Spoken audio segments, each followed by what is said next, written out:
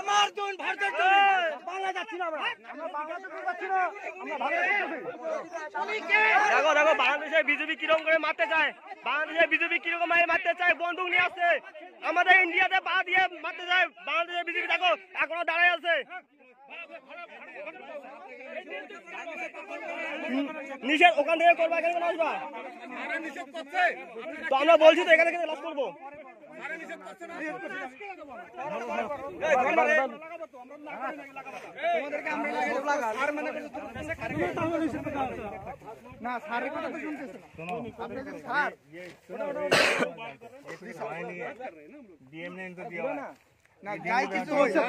আপনি স্যার আপনি কথা বলেন, কথা বলে লাগান, আপনার সমস্যা নাই। আপনার কথা কেন কথা না বলে লাগান? আপনার কথা শোনেই না তো, আপনার কথা কেন শোনেন না তারা?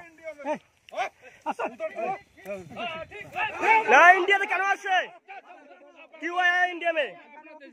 हाँ हम लोग का इंडिया में क्यों आया है? क्यों आएगा? क्यों आएगा बोलो, क्यों आएगा? अपना जमीन में जाओ, अपना जमीन में जाओ।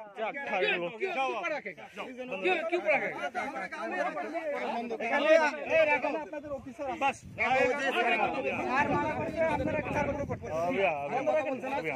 অফিসার ওনারে মূল্যায়ন করেন, আমরা हम भी बंद रख रहे हैं, तुम्हारा भी उन्हीं আমাদের কথা বলবেন। नहीं पहले उनको हटाओ ना।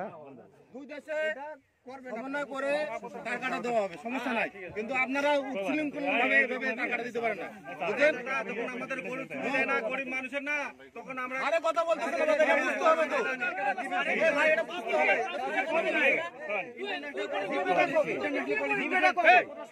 বন্ধ রাখেন, আপনি টাকাটা দিবেন। আমাদের পাবলিক আনছি, আমরা আনছি পাবলিক, আমরা কথা বলতেছি আপনাদের সাথে। আমাদের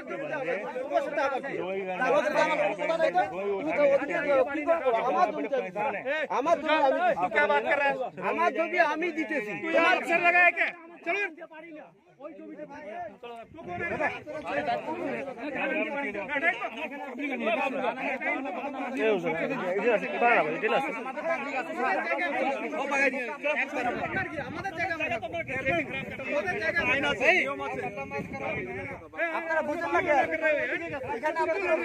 काम करो काम करो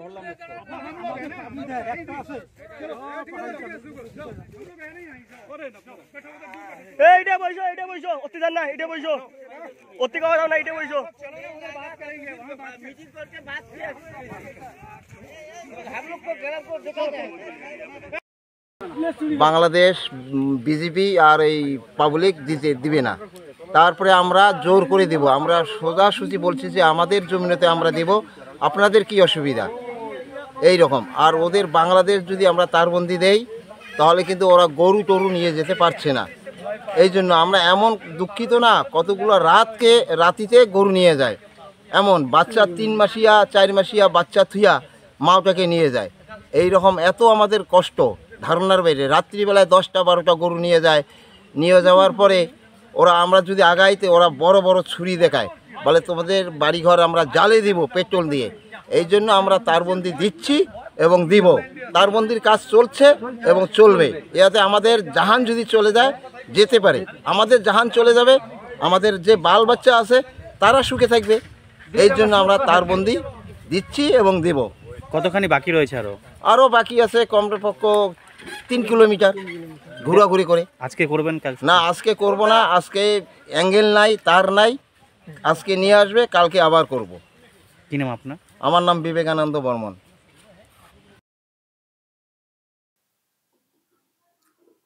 বেড়া দিতে দেবে না বিজিবি, বাংলাদেশের বর্ডার সিকিউরিটি ফোর্স বেড়া দিতে দেবে না। বেড়া দেওয়া হচ্ছে,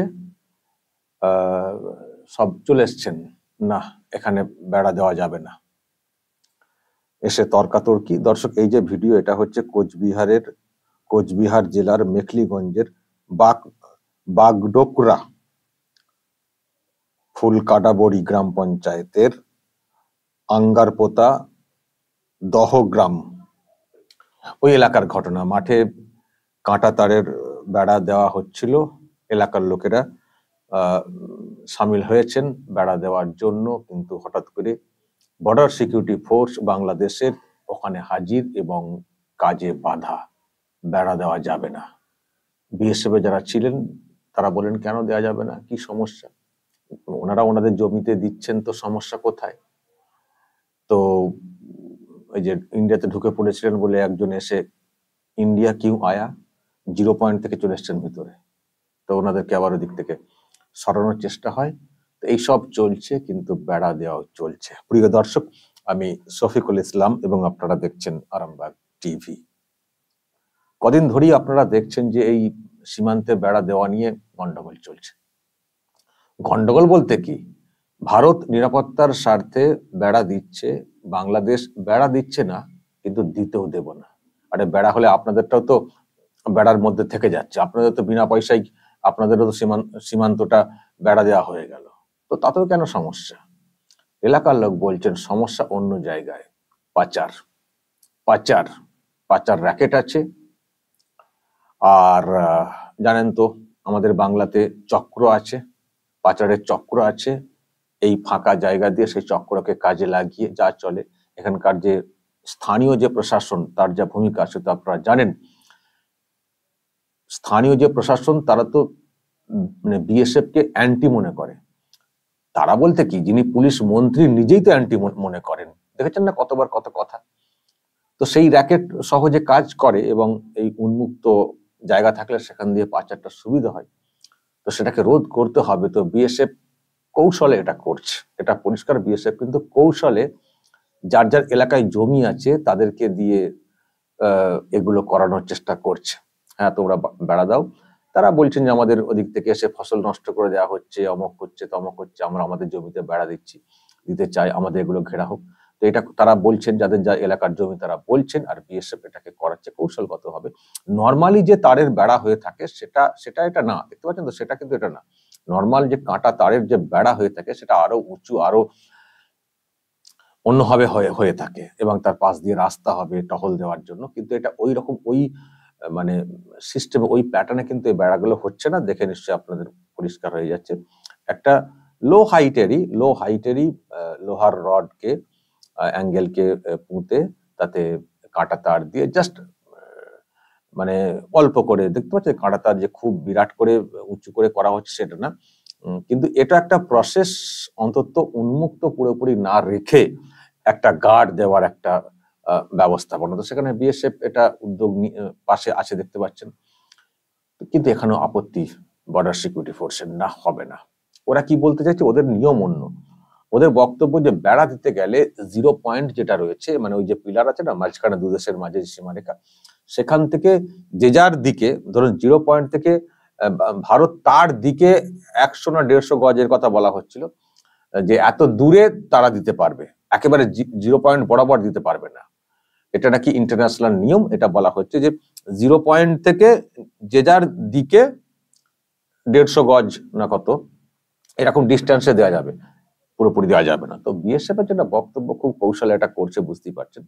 এটা তো যে যার জমি, মানে 0 পয়েন্ট হলেও সেখানে তো জমি আছে, সেখানে তো জমি থেকে যাচ্ছে, চাষের জমি, চাষ হয় আর হয়, এরকম তো জমি আছে। তো সেখানে তো জমি, যাদের জমি তারা সেখানে গিয়ে চাষ করবেন, তো এখন যেটা তারা চাইছেন সেই জমি চাষ করার পর রক্ষা করা। তো সেই জন্য তারা বেড়া দেওয়ার কাজে হাত লাগাচ্ছেন, বেড়া দিতে চাইছেন। তো সমস্যা কোথায়? ফরমাল যে বেড়া কাঁটা তারের, সেটা তো এইভাবে তো হবে না, সে তো অনেক উঁচু হবে, অনেক সিস্টেম হবে, অনেক ব্যাপার আছে, সেটা তো না। এটা যে যার জমি এলাকাতে বেড়ার ব্যাপারটা বলা হচ্ছে। তো তাতে আপত্তিটা, সমস্যাটা কোথায়? আর যদি 0 পয়েন্ট বরাবরই দেওয়া হয় তো সমস্যা কোথায়? আপনার দিকে তো চেপে যায়নি, 0 পয়েন্ট যে লেভেল আছে, যেহেতু 0 পয়েন্টের এদিকে সবটাই ভারতের আর 0 পয়েন্টের ওদিকে সবটাই বাংলাদেশের, ফলে এই যে জমিগুলো আছে যেগুলো চাষ হয় সেগুলো তো বেড়ার মধ্যে রাখতে হবে। এখন যদি সেগুলোকে নর্মাল বেড়ার বাইরে করে দিই, এখন তো মানুষগুলো চাষ করতে যাবেন কি করে? আর দ্বিতীয় কথা, আমি আবার বলছি, সেই বেড়া তো হচ্ছে না। এখন চাষের জমি যে রিলেটেড জায়গাগুলো, সেই ধরে চাষিরা উদ্যোগ নিয়ে এগুলো করছেন। তো সমস্যাটা কোথায়? তো না, এটা হবে না। কি নিয়ম আছে, নিয়ম দেখিয়ে 0 পয়েন্ট থেকে দূরে থেকে জায়গা মাঝখানে ফাঁকা রেখে বেড়া দিতে হবে। তো সেটা মানে সেটা আর কি মানে বাধা দেওয়ার চেষ্টা করা হচ্ছে, কিন্তু আমাদের যারা এলাকার মানুষ রয়েছেন ভারতের দেশে তারা বলছেন আমরা বেড়া দিয়েই ছাড়বো। দর্শক বুঝতে পারছেন এটা একটা খুব কৌশলগতভাবে করা হচ্ছে, কৌশলগতভাবে করা হচ্ছে, কিন্তু অবশ্যই নিজেদের জমি চাষের ক্ষেত্রে রক্ষা করাটা যেমন একটা উদ্যোগ, তেমনি ওই যে বললেন বক্তব্যটা পাচার রোধের ক্ষেত্রে সেটাও কিন্তু অনেকটাই কার্যকরী হবে। হয়তো বিরাট কিছু কার্যকরী হবে না, কিন্তু কার্যকরী হবে।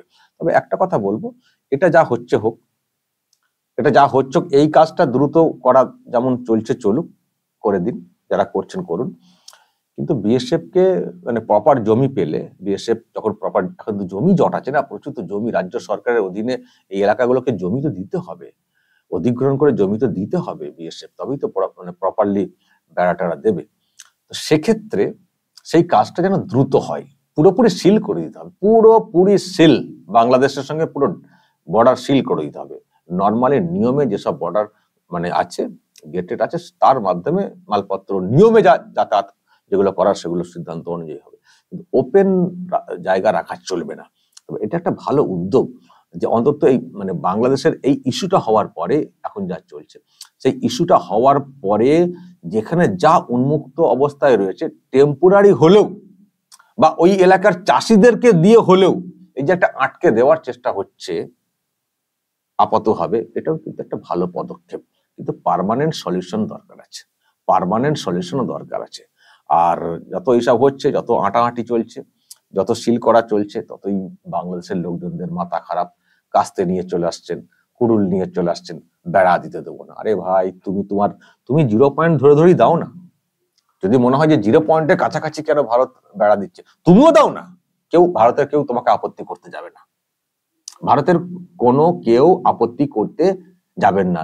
মানে যেভাবে চাষিরা বেড়া দিচ্ছেন সেরকম ভাবে তুমিও দাও, এটা তো যে আপনারা দিচ্ছেন, আপনারা যে ডিস্টেন্সে দিচ্ছেন আমরাও দেবো, তাও তখন যদি মানা করে যে না আমরা ওরা দিতে পারছে আর আমরা দিলে সমস্যা করা হচ্ছে, তখন বলার জায়গা থাকতো।